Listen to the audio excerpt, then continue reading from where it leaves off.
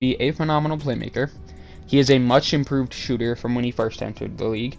He is one of the best defensive guards in the entire NBA.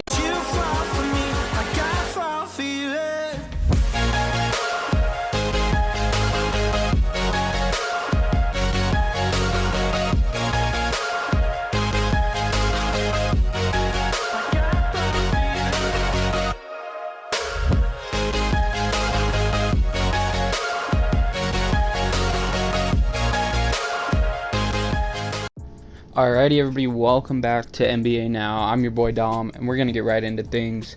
So today, we are gonna be talking about Lonzo Ball, or Lonzo Ball, whatever you want to call him.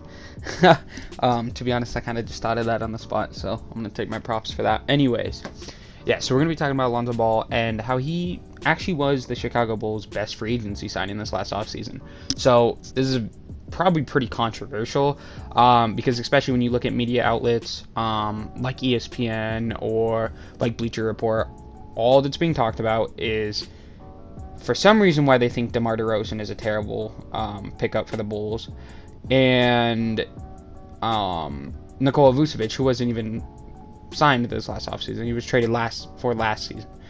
But Lonzo Ball, who was really the first domino that fell for them this offseason, as he pretty much signed immediately once free agency opened, is by far and away the best free agency signing that they got this offseason. And the big reason for this is defense, right? So the Chicago Bulls, you look at their history, what teams of theirs did great? The defensive teams, right? When you had Michael Jordan and Scottie Pippen, that was an insane defensive duo. Now, is Michael Jordan one of the best scorers, if not the best of all time? Yes. Is Scottie Pippen also a phenomenally talented scorer? Yes. But they were both two-way players. When you look at the recent success with Derrick Rose, you had Joakim Noah, you had Luol Deng, both very good defenders next to your star player, right? And so now you come forward and you look at the current Bulls roster, and you see, take that back a second, even before you get to the current Bulls roster, before you traded Jimmy Butler, your best player was a two-way player in Jimmy Butler. And now your best player is Zach LaVine, right? Now, that may change. I'm not sure exactly how I would rank Zach LaVine, DeMar DeRozan, and Vucevic, who I'd have exactly above each other. I think that'll kind of be figured out this season for sure, but they're all relatively in the same tier. Regardless, though, they are mainly offensive guys. Now, do I think DeRozan is terrible on defense? No. I actually think he'll probably be a pretty plus defender for this team. Do I think that LaVine has gotten better? He's not good or anything, but he's gotten better on defense? Yes. Do I think that Vucevic isn't like a black hole, but he's a drop center, so he has his limits on defense? Yes. So with that said, why Lonzo Ball is the best free agency signing is defense. And he's not going to come to this roster and be like Eric Bledsoe, who he just played with this last season, and only be defense. Or he's not going to be the Kendrick Nunn of this roster, where he is only defense, and shooting is questionable, and scoring is questionable, and offense hurts the team, right?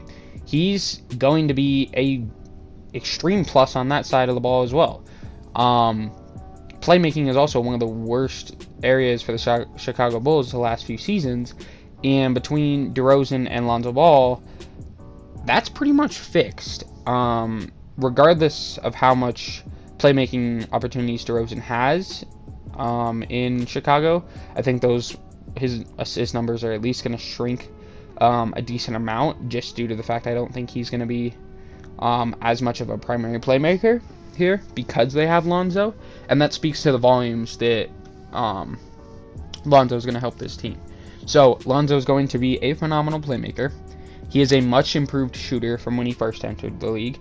He is one of the best defensive guards in the entire NBA, and he's gonna be the most important thing that they got this offseason. When you look back at the Chicago Bulls heading into the 2022-2023 season, after this season, you're gonna say, wow, that's a good contract for Lonzo Ball, right? Because if we're looking at his contract, his first year is about $18.5 million, then it jumps up to $19.5. So you're not even paying him $20 million until his final guaranteed year, and then he has a $21 million player option after that, right?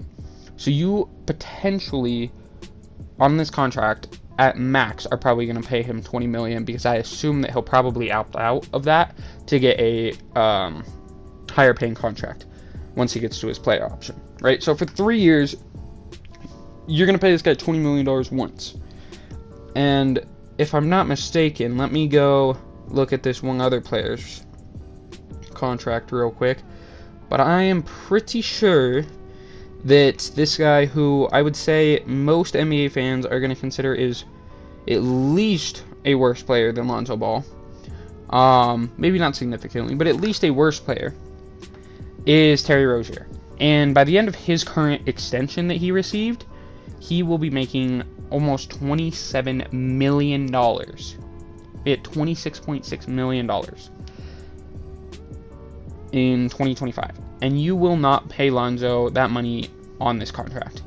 In fact, Lonzo Ball's contract in 3 years runs out in the, let me see here, in the 2023 season, and he'll be making $20.4 million, and then Terry Rozier in the 2023 season is set to be making $23 million. So I think even if I was the Hornets, I would rather pay Lonzo $20.4 million than Rozier $23 million, right?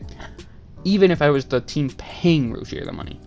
So I think that his contract alone is already going to be a great value contract for him. I mean, this is a guy that was the number 2 overall pick, did not quite live up to that hype, but has progressed very quietly down with the Pelicans. And this last season, he averaged almost 15 points per game, almost 6 assists, and almost 5 rebounds a game.